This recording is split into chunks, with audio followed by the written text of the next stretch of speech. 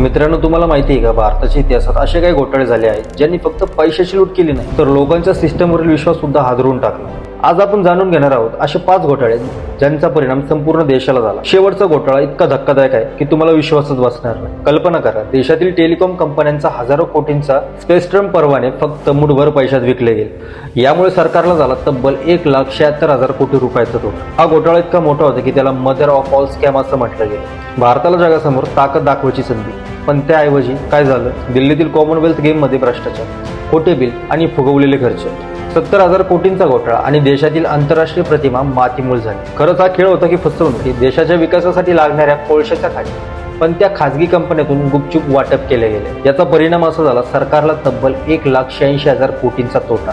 यालाच Colgate scam असं म्हटलं गेलं. इतका मोठा खेळ झाला की संपूर्ण संसद ठप्प पडली. शेअर बाजारात एका माणसाने जादू केली, पण ती खरी नव्हती. हर्षद मेहताने बँकेच्या पैशाचा गैरवापर करून शेअरचे भाव कृत्रिमरित्या वाढवले. लाखो गुंतवणूकदारांनी पैसा लावला, पण शेवटी 4,000 कोटी रुपयाचा बुडवला गेलेला घोटाळा उघड आला.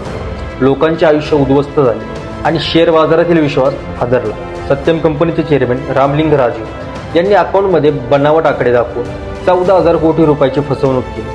आज धक्का इतका मोठा होता की संपूर्ण IT जग हादरून गेले आणि लोकांच्या मनात एक प्रश्न उभा राहिला, आपण ज्याच्यावर विश्वास ठेवतो त्याच्यावर खरंच विश्वास ठेवता येईल का? हे 5 घोटाळे फक्त पैशाचा अपहार नव्हते, तर देशाच्या प्रतिष्ठेवर झालेले हल्ले होते.